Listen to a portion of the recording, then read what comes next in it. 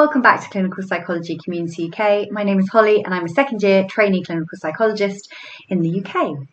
And today we are going to be talking about different areas of psychology and working out which one might be right for you.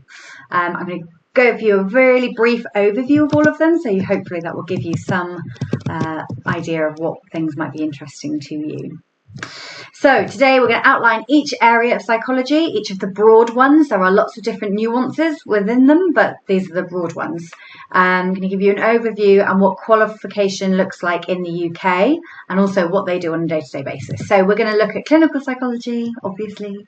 We're going to look at health psychology, educational, occupational or business psychology, and forensic.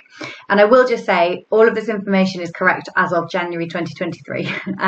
It may be that we do updates in the future, but this is what it currently looks like. So let's start really broadly with what is psychology. What is it?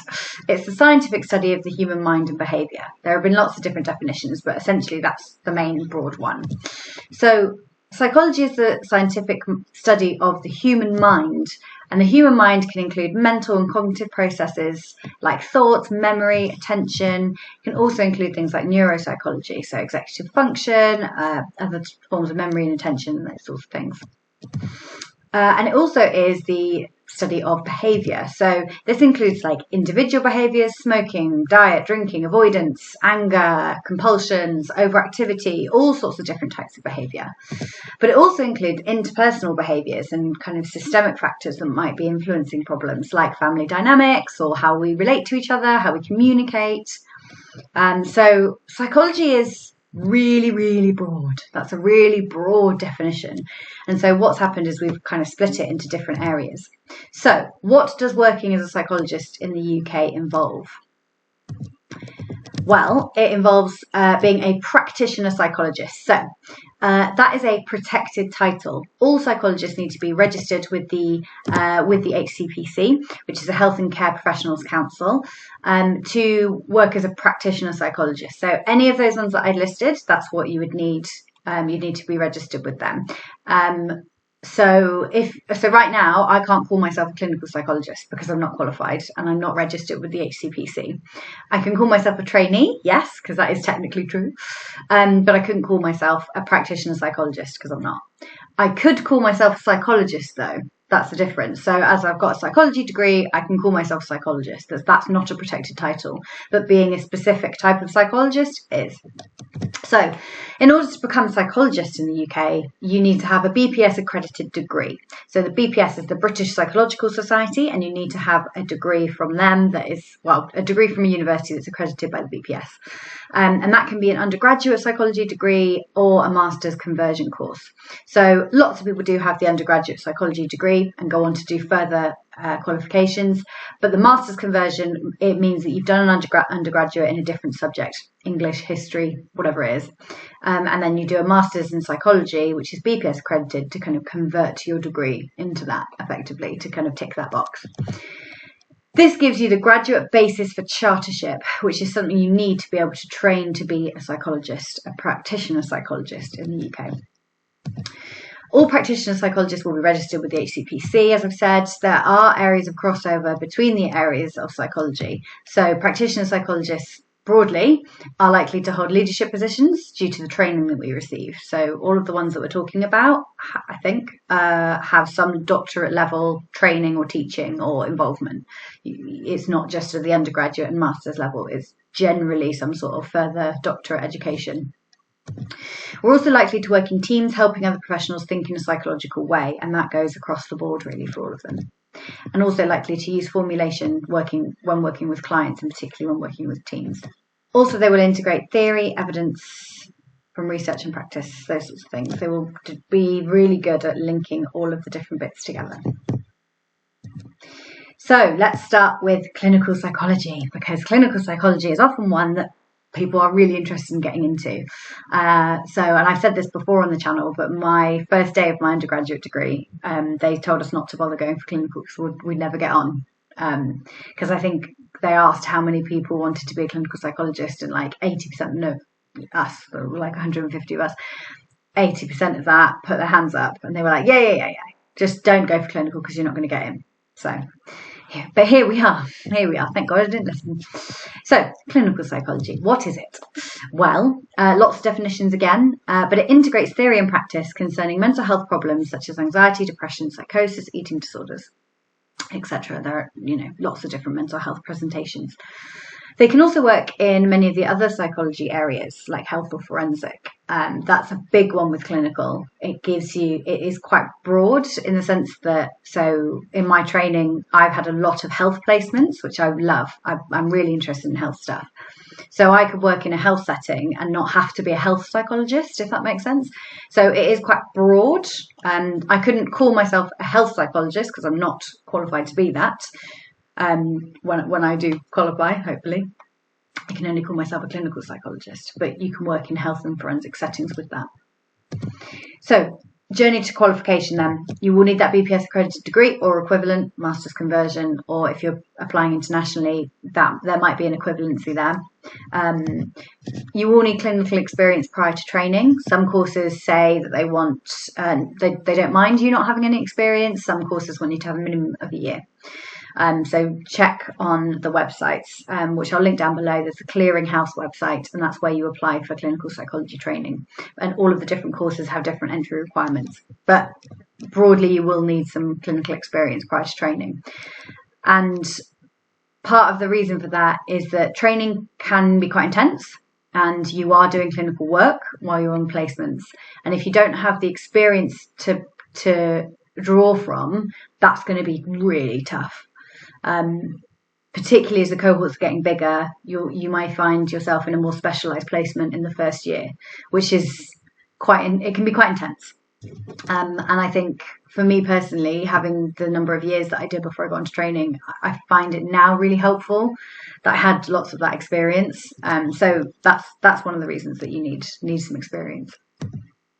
So then we get on to training. So this is the DClin Psy, which is massively competitive. Like it's actually probably not as competitive as some assistant psychologist jobs because there might be 150 applicants for one position.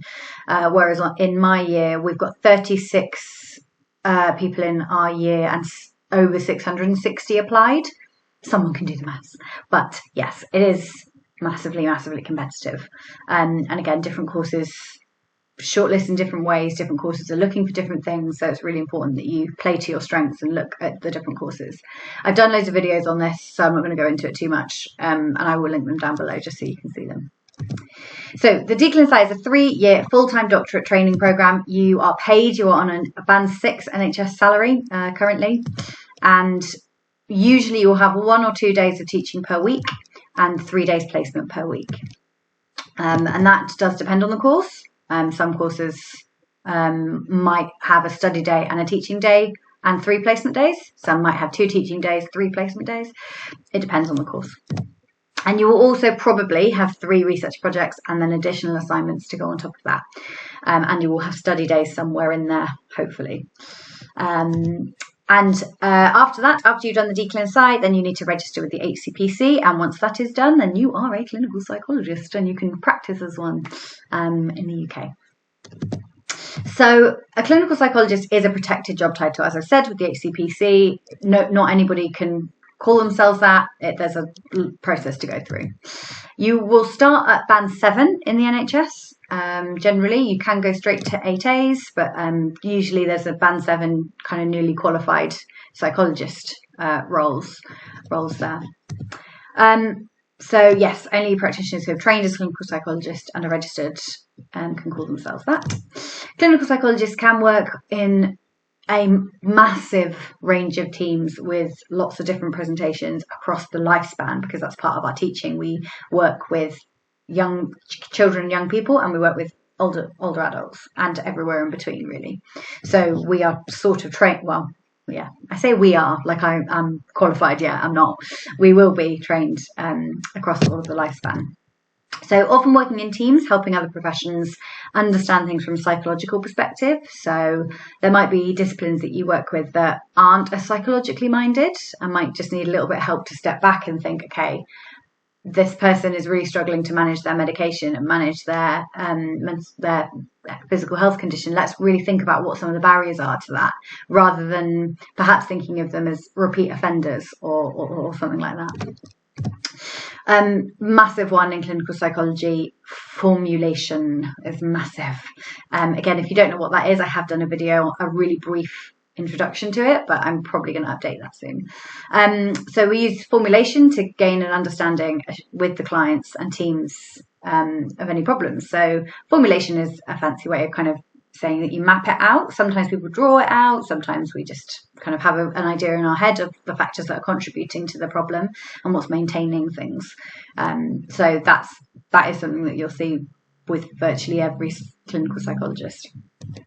And trained to work in leadership positions eventually. Not that we start off in leadership positions, but there's a big cost involved in training clinical psychologists. You know, it's a paid doctorate, so we are paid, and then it's all the teaching hours and all of the placements, and there's a huge amount of resource that goes into training clinical psychologists, and because of that, they want to put people in leadership positions.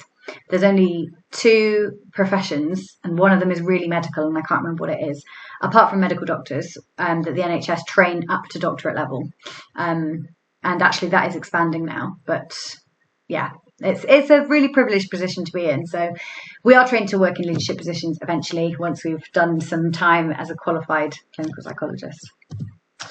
I have also done a video on how clinical psychology functions in the NHS, and I will pop that down below as well. So what does a clinical psychologist do day to day? This is based on stuff that I've seen other clinical psychologists doing, and also what we're kind of doing on placements.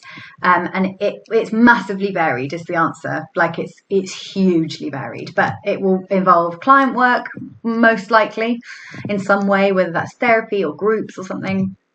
Here we go, therapy with individuals, couples, families, assessment work, lots of assessment work, assessing people as suitable for therapy or suitable to be in on a waiting list for psychological intervention. Could be neurocognitive assessments, it could be behavioural assessments, lots of different types of assessment. Formulation, so working out what's happening with someone. Interventions could include psychoeducation and therapy and those sorts of things, groups, and then also teamwork. There's likely to be a lot of teamwork because psychologists are quite generally, I would say there's different levels that different teams value clinical psychologists, but in the team that I'm working in currently, which is a physical health team on placement, they really value psychology and what a psychological perspective is on managing different health conditions. So it involves multidisciplinary team meetings to discuss clients and families and what's happening, co-facilitated interventions. So it could be that you're running a pain management group with a physiotherapist. It could be that you're running a diabetes education session with a nurse. It could be lots of different things, but we quite often work with other people. And a big one is service improvement and evaluation as well. Lots of auditing work, and it's generally would be supervising an assistant doing that sort of thing.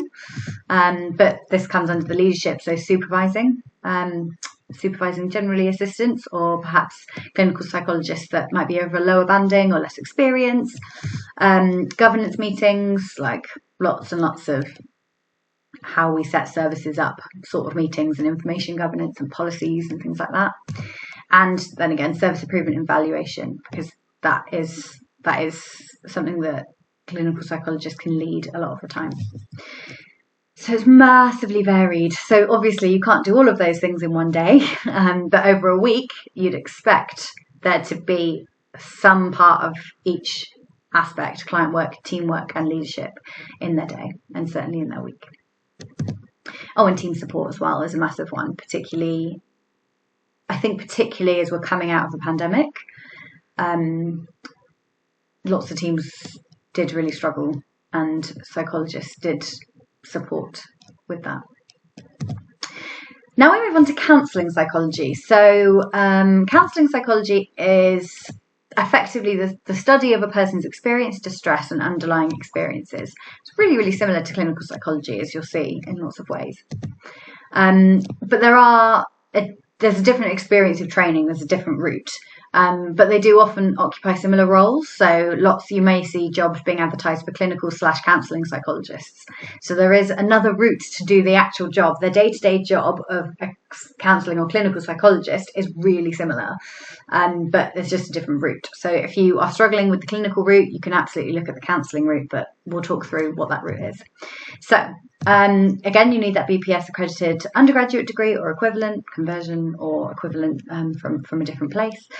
Relevant work experience. Again, some of the courses will specify what length that is or what sort of experience, some won't, so it's important to have a look, and I will put that down below as well. It's the BPS website, really is a good one to go through for this. Then you will need an HCPC accredited doctorate in counselling psychology.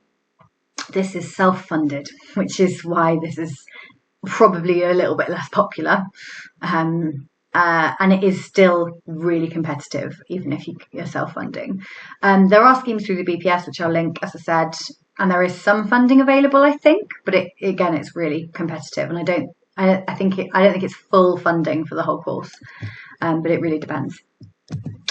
The doctorate will include teaching, placements, and research. And the other thing that is very different to clinical, personal therapy is a requirement of the doctorate in counselling psychology, and that needs to be self-funded as well. You may get an allowance, but you may not. So in clinical, we're encouraged loosely, I'd say, but it's certainly not a requirement of the course. Discuss. So counselling psychology then, again, practitioner psychologist registered with the HCPC. It is a protected title. NHS positions will start at band 7, and it has a similar day-to-day as a clinical psychologist. Therapy, leadership work, team working, formulation, assessment, service evaluation, improvement, research, all of those things. And if you're interested in working in clinical settings but are more interested in a counselling perspective, then this one could be for you. So I guess the difference there is that all clinical psychologists will be trained in CBT. That will be happening. There isn't a single course for clinical psychology that doesn't teach it, because we have to know that. And then the second modality can be a little bit different, but a counselling perspective may draw on more psychodynamic principles, counselling theory, more person-centered work, arguably. It's just a different way of looking at things. So I would, if that sounds like something you're interested in, you think CBT just doesn't it just feels a bit tick boxy, or it doesn't feel very person centered, then have a look into counselling psychology. And my first placement on the clinical course, I was supervised by a counselling psychologist, and actually I felt that she came with a completely different perspective from one that I was hearing on training, and one that I'd experienced from being supervised by clinical psychologists. So, and I do think that really helped my practice. So it's one that's definitely go and have a look at. Definitely go and have a look at if you're interested in clinical or counselling. Now we move on to health psychology. So health psychology is the study of psychological and behavioural processes in health, illness, and healthcare. So to qualify, you need that BPS accredited undergraduate degree or equivalent. Again, you will need a BPS accredited master's in health psychology as well. And you will also need clinical experience prior to training, and then you will need to do the HCPC accredited doctorate in health psychology as well, which is self-funded, although there are schemes available through the BPS as well, which I'll link down below. So there's quite a lot of different things that you need to do for this one. But the doctorate will look like some teaching days, mainly placement, which I think you might need to organise yourself, and research as well. And then you need to register with the HCPC. And that's the thing I should say about counselling as well. Apart from, as far as I can tell, counselling, health, educational, all of these different doctorates, you need to organise a lot of your placements. Whereas with clinical, they're organised for you. So that's something to think about. I think there are pros and cons to that. So if on clinical, if you don't like your placement or it's not an area of interest, you can't really do anything about that. You are there, and that's what placement's been assigned to you. Whereas if you're doing counselling or health or any of the others, you can choose to go to a field that actually you're quite interested in. So it's definitely one to think about. So again, health psychologists will start at a band 7 in the NHS. and also have a protected title with the HCPC. They often work in NHS in multidisciplinary team healthcare settings like oncology, endocrinology, weight management, gastroenterology, lots of different health settings. And they also contribute to healthcare policies and public campaigns to promote healthy lifestyle choices. So Stoptober and things like that, Dry January, all of these sorts of campaigns, or Stand Up to Cancer, all of these sorts of different things will probably have a health psychologist somewhere in there. Maybe, might not, might do, but they can get involved in those sorts of things as well. And this is largely because they have an understanding of theory and research and how to apply it in practice. And also many health psychologists do work in academia and research. From my experience, it seems like a lot work in that as well. But if you're interested in promoting health, or you think that health is a really important value that you want to work with, and particularly public health, then this really could be for you. And I'd encourage you to have a little look. I am really interested in health psychology and was going to apply to do a master's in health psychology, an accredited one. When the year that I got onto the course, my next round of applications was going to be to do a master's in health psychology to try and go down that route. Although money was going to be a problem, I wasn't going to be able to afford to self-fund that without taking out a loan. So that was going to be hard. Anyway, it's one to think about, definitely. And the more that we need psychology, the more that these things will change, I imagine. We've already come to a place where the BPS is helping with these types of things. Whereas when I graduated from my undergraduate degree like 10, 11 years ago, it wasn't quite the same. And it was very much like everyone was trying to be funneled into clinical because these other routes were, I would say, reserved for people that had a lot of money. And now access is widening up a little bit, but it is still not great with that. Now we move on to educational psychology, and this is one that I really don't know all that much about. So this is based on some of my research, but I don't know a massive amount about it. I will put some links down for places that really do know about it.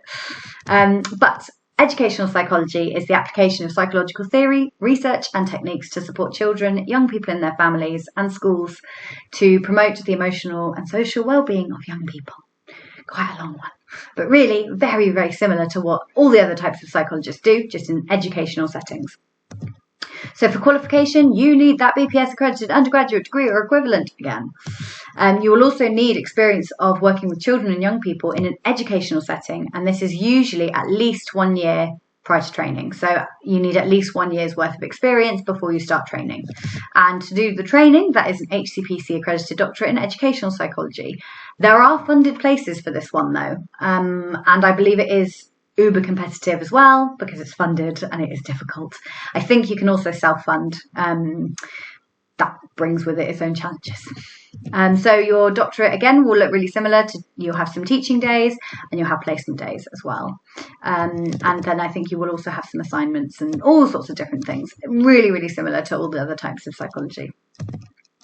So again, you're a practitioner psychologist, a protected title, often working in the public sector. So likely to be local authorities, social care, CAMS in schools.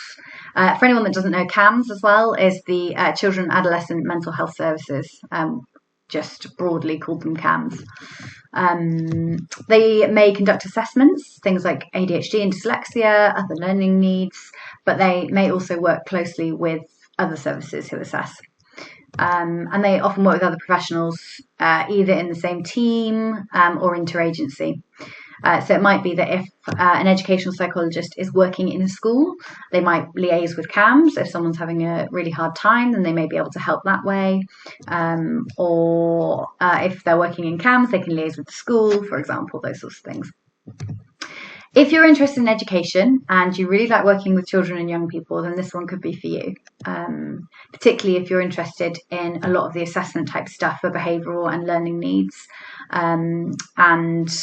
and also improving someone's ability to engage with education, I guess. And also there will be a lot of family work in this, which is some people really like, some people don't. So that's another thing to consider. And now we're moving on to occupational psychology or business psychology. This is the study of how people behave at work in order to increase their productivity, job satisfaction, and overall effectiveness of an organisation or business. So again, journey to qualification, you need that degree there, the BPS accredited undergrad degree.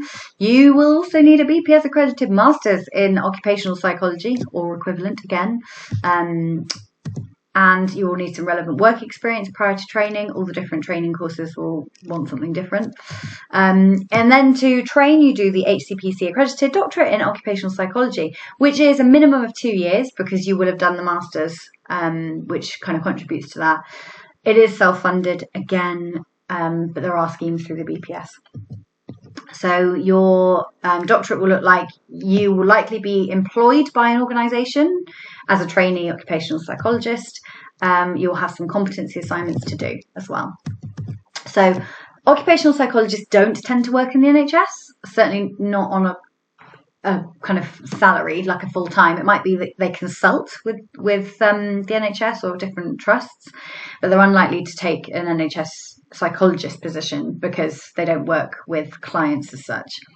But they often work in the private sector and may occupy public sector positions like in the civil service or government departments. They often work in academia and universities doing research and things as well. And salaries can be significantly higher than other types of psychology due to being in the private sector. So it might be that a massive company, like one of the huge companies, employs you to increase morale in its staff or reduce staff turnover or something like that. So it can be mega money. So yes, there is an investment in yourself and self-funding the process, but you can reap rewards from that. And occupational psychologists work really flexibly for companies sometimes. They can work as consultants, which can sometimes command even higher salaries. But if you're interested in efficiency, money and business and improving things for companies and staff welfare, all of those sorts of things, then this really could be for you. And also if you're interested in having money, then this could be a really good one for you as well. And now we move on to the last one of forensic psychology. And this is the application of psychological theory to criminal investigation to help understand psychological problems associated with criminal behaviour and the treatment of those who have committed offences. So lots of different things in there. For qualification, you will need the BPS accredited undergraduate degree, in case you hadn't realised by now. You will also need the BPS accredited masters in forensic psychology or the equivalent. You will need some relevant work experience, and then either you can do the HCPC accredited doctorate in forensic psychology, which is self-funded, the scheme through the BPS. There is some funding available, I think, but again, very competitive. That involves teaching placements and research, or you can do 3 years evidence supervised practice where the trainee can provide evidence of applying psychology appropriately in forensic practice.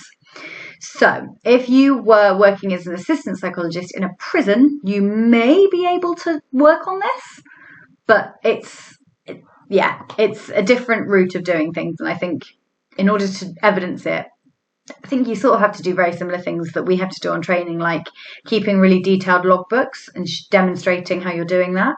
And this is the only psychology area that you can do this, so you don't have to do a doctorate. But you do still need to find a place where you can do that work and be supervised appropriately. So it's very, very interesting, but definitely go and have a look at it if you're interested. Again, practitioner psychologist, so protected title. If you're in the NHS, positions will start at band 7. Quite often, this will be in forensic services. You're unlikely as a forensic psychologist to be working in the NHS, not in a forensic service. So it could be that you're working in a prison, it could be that you're working in a probation, or it could be that even you're working for the police, which obviously isn't NHS, but it's still public sector. And as I say, you may work in prisons or probation services, which could be NHS or not. But also you will work with lots of other professionals and between agencies, police, probation, healthcare, maybe schools or education settings, depending on the age of the person that you're working with or the group that you're working with. And then maybe scope to work with safeguarding as well. Most likely there will be. Risk assessment and management is a massive aspect of this role. And it's probably the most important factor if you can reduce it down to just one factor. But if you're interested in working with people who have committed offences, or to help rehabilitate them, or to help understand a little bit more, to help prevention in crime and things, this may well be for you. And it is one where you don't have to do the doctorate. So it's definitely worth looking at. As long as it's almost like if you can get the stars to align to get you the right job with the right supervisor that can help you get that 3 years of evidence practice. So yes, that's definitely one. Other psychology professions, there are so many now. There's the clinical associate in psychology. So these CAPs are qualified to provide psychological interventions under the supervision of a qualified practitioner psychologist. Requirements, you need that undergrad degree or a master's conversion. So same qualifications that you need to be a clinical counselling or health psychologist, I think. No, just clinical and counselling. You can do this. And then you do a CAP apprenticeship where you are paid a band 5 salary, and it's an 18-month full-time master's where you also work alongside. So really similar to clinical training. And then when you are qualified, you work as band 6, which is amazing. Then it's really, really similar. So these are associate psychological practitioners. Again, all the same sorts of stuff. So when you're a trainee associate psychological practitioner, a TAP, you will be on a band 4 salary. And then when you qualify, you'll be working as a band 5. And good old PWPs here. Again, really, really similar. You need the same sorts of requirements. Then you do 12-month full-time MSc training at band 4 salary, and you qualify as a band 5. They all look really similar, right? And they all actually do really similar things. But I think a lot of it depends on where you are in the UK as to which one of these you might see advertised. PWPs you'll pretty much see anywhere. And I think AAPs generally and CAPs are more in like Scotland and Wales areas, but I could be wrong. I think you'll get them anywhere, but there are other options out there. Let me know your thoughts. And the other last little thing that I wanted to mention is if you are an international candidate trying to work in the UK as a psychologist, you may well have done training abroad, and it's probably the thing I get asked most. I would say, please go and check the Clearinghouse website for clinical and the British Psychological Society website, as well as the HCPC website. Go and check these websites because they have international pages, which I'll try and put in the description. They have all of the information on there, and it really the reason why I don't know all this information so I can tell you is that all of the different things will be completely different based on whichever country you're in, and I can't learn them all for all the countries. I don't even have the capacity to basically know my own name at this point, so I can't learn it all. But the websites are on there. They have all the information. And I think as well, a lot of it is a case by case, because it's not just the case that if you're coming from India, then there's one route. It may be that you're coming from India, but you went to a university that provides you with a transcript. Therefore, it's easier to translate over into into our way of looking at things and our way of saying, yes, this person has done their degree. It might be that the university doesn't have transcript, or they didn't give you specific grades for things, so it's harder to work out. It's all going to be case by case, but have a look at the general information, and you can always contact these people because they're the people that can give you the answers. But please let me know your thoughts, which ones sound really interesting to you and which ones don't. I'd be really interested to hear the sorts of stuff that you've got to say on it, because I think it can feel very much like you're being funneled into clinical, even when you're being told not to go for it. There aren't really any other options that are given. But which type of psychology sounds good to you? And there are lots of other roles within psychology available now, more and more each year, so do keep looking at those.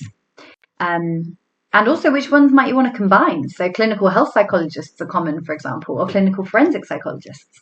Have a little think. But thank you so much for watching. I'm sorry I've been away for a little bit. It's been a bit tricky, but we're back now. Make sure that you subscribe and hit the bell for the notifications, and also follow us on Instagram. On Instagram, we do pages, we do stories, and we do question and answers. And I try and do a post every week just detailing what training is like. But please do let me know anything else that you want to see from us. And thank you so much for watching. Bye-bye.